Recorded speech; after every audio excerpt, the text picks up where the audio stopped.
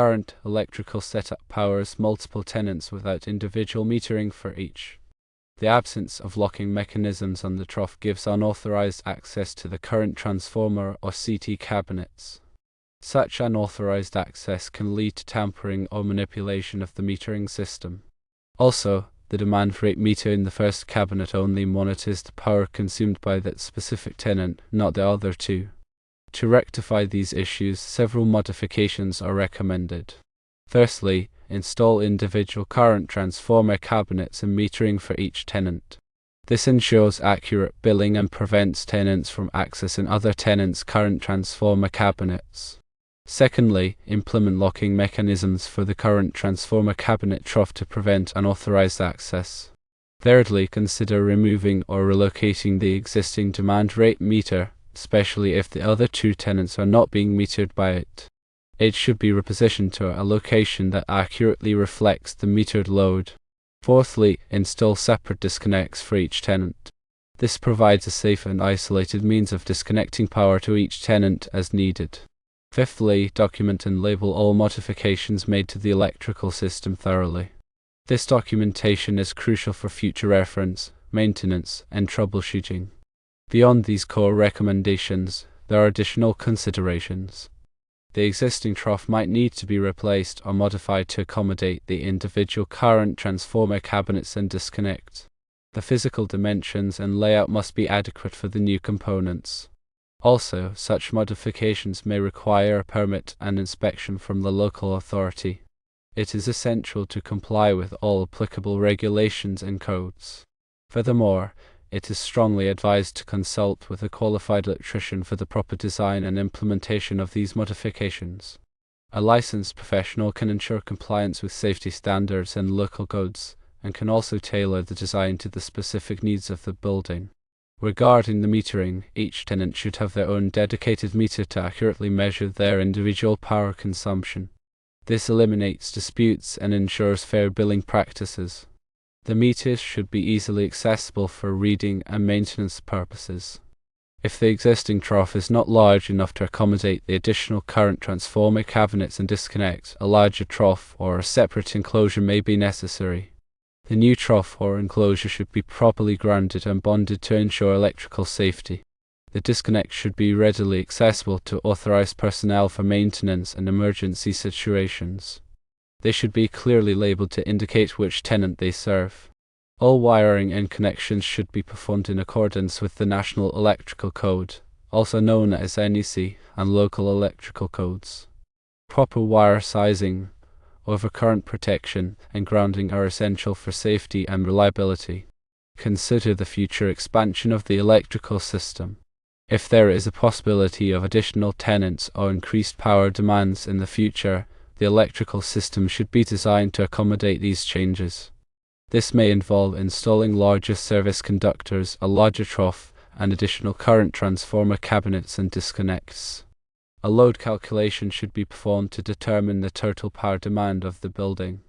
This calculation should take into account the existing tenants, as well as any potential future tenants or increased power demands. The electrical system should be designed to safely handle the calculated load. Overcurrent protection devices, such as circuit breakers and fuses, should be properly sized and installed to protect the electrical system from overloads and short circuits. These devices should be readily accessible and clearly labeled. The grounding system should be properly installed and maintained to provide a low impedance path for fault currents. This helps to prevent electrical shock hazards and equipment damage. All electrical equipment should be listed or labeled by a recognized testing laboratory, such as Underwriters Laboratories, also known as UL. This ensures that the equipment has been tested and meets safety standards. Regular inspections and maintenance of the electrical system are essential for ensuring its continued safety and reliability. These inspections should be performed by a qualified electrician. Any damaged or worn component should be replaced promptly. Furthermore, ensure all electrical panels and equipment are properly labeled with clear and concise descriptions. This helps to identify the circuits and equipment they serve, making maintenance and troubleshooting easier. Provide tenants with clear instructions on how to operate the electrical equipment safely. This includes information on how to turn on and off the power, how to reset circuit breakers, and what to do in case of an electrical emergency. Consider installing surge protection devices to protect sensitive electronic equipment from voltage spikes. These devices can help to prevent damage to computers, televisions, and other electronic devices. The electrical system should be designed to minimize energy consumption. This can be achieved by using energy-efficient lighting, appliances, and equipment. Conduct an energy audit to identify areas where energy can be saved. The electrical system should be designed to comply with all applicable codes and regulations, including the National Electrical Code, also known as NEC, and local electrical codes. Ensure that all work is performed by a qualified electrician who is familiar with these codes. Maintain accurate records of all electrical work performed on the building. This includes drawings, specifications, and test reports. These records will be helpful for future maintenance and troubleshooting. If the building has an emergency generator, it should be properly maintained and tested regularly. This will ensure that it is ready to provide power in the event of a power outage. The emergency generator should be sized to provide power to essential loads such as lighting, fire alarm systems, and life support equipment.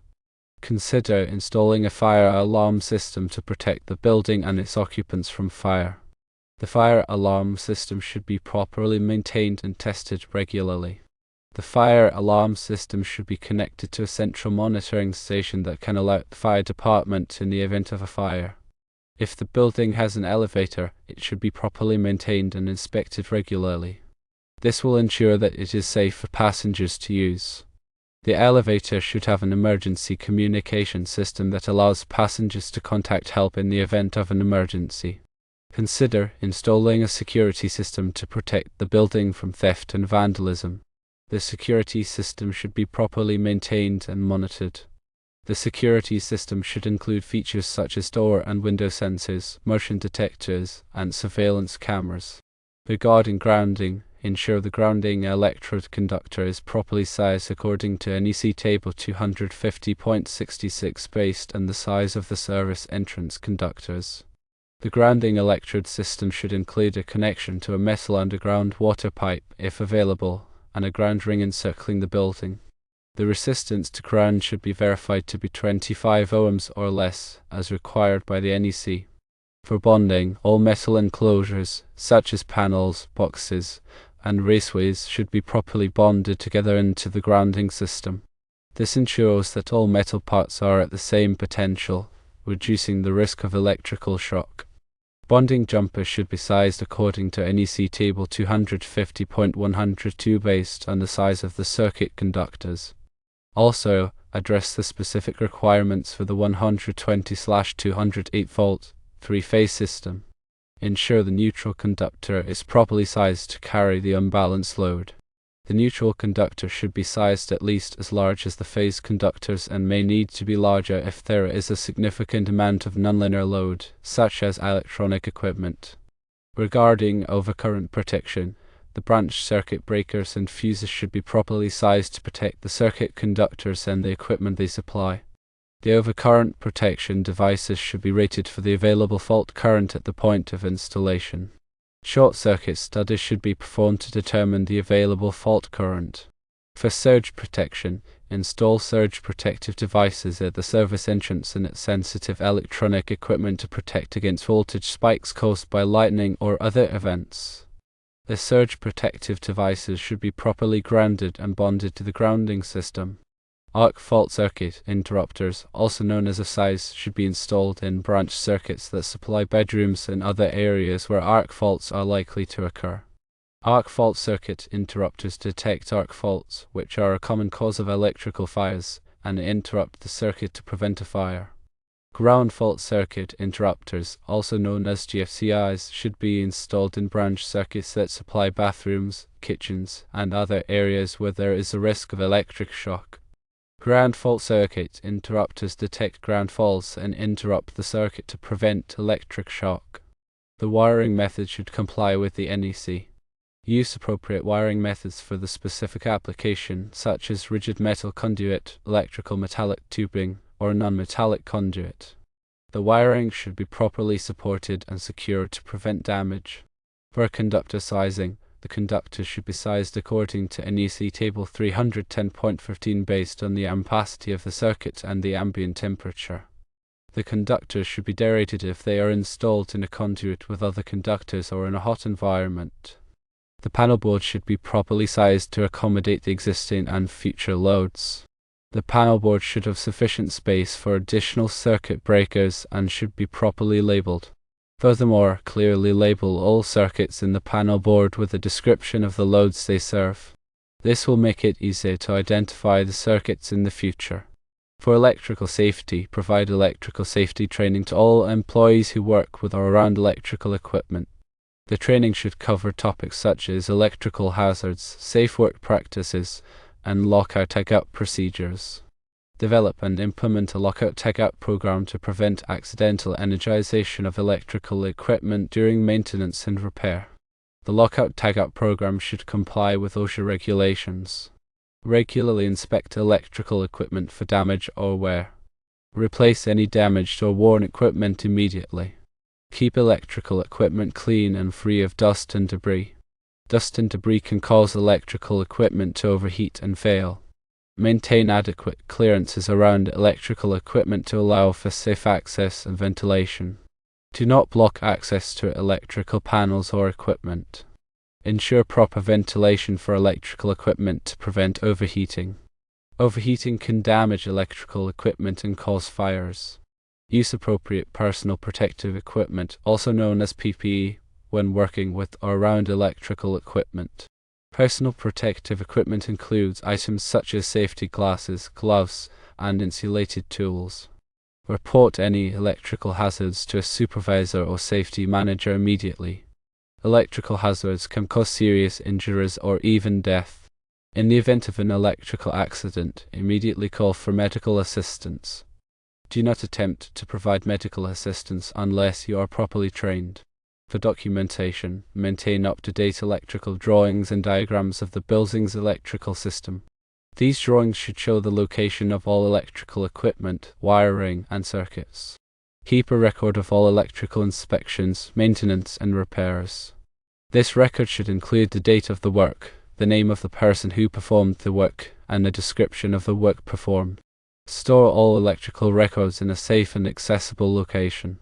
Electrical records may be needed for future reference or for insurance purposes. Conduct regular electrical safety audits to identify potential hazards and ensure compliance with safety regulations. The electrical safety audit should be performed by a qualified electrical safety professional. Correct any electrical safety hazards that are identified during the audits. Take steps to prevent electrical accidents from happening again in the future. Promote a culture of electrical safety in the workplace. Encourage employees to report electrical hazards and to follow safe work practices. Regarding energy efficiency, use energy-efficient lighting fixtures and lamps. Energy-efficient lighting can save energy and reduce operating costs. Install occupancy sensors to turn off lights when rooms are unoccupied. Occupancy sensors can save energy and reduce operating costs. Use programmable thermostats to automatically adjust the temperature in the building based on the time of day and occupancy. Programmable thermostats can save energy and reduce operating costs. Insulate the building to reduce heat loss and gain. Insulation can save energy and reduce operating costs. Seal air leaks to prevent drafts and reduce energy loss. Sealing air leaks can save energy and reduce operating costs. Install energy-efficient windows and doors. Energy-efficient windows and doors can save energy and reduce operating costs. Use energy-efficient appliances and equipment. Energy-efficient appliances and equipment can save energy and reduce operating costs. Conduct an energy audit to identify areas where energy can be saved. An energy audit can help to identify opportunities to reduce energy consumption and operating costs. Implement an energy management plan to track and manage energy consumption. An energy management plan can help to reduce energy consumption and operating costs. Educate tenants about energy conservation. Educating tenants about energy conservation can help to reduce energy consumption and operating costs. Participate in energy efficiency programs offered by the local utility company. Utility companies often offer rebates and incentives for energy efficiency improvements. Consider installing a renewable energy system, such as solar panels. Renewable energy systems can generate clean energy and reduce reliance on fossil fuels. Consider the power factor of the electrical system. A low power factor can increase energy consumption and operating costs. Install power factor correction capacitors to improve the power factor. Conduct regular power quality monitoring to identify and correct power quality problems. Power quality problems can damage electrical equipment and reduce its lifespan. Consider installing a smart grid system to monitor and manage energy consumption in real time. A smart grid system can help to optimize energy usage and reduce operating costs. Review NEC Article 220. For branch circuit, feeder and service calculations,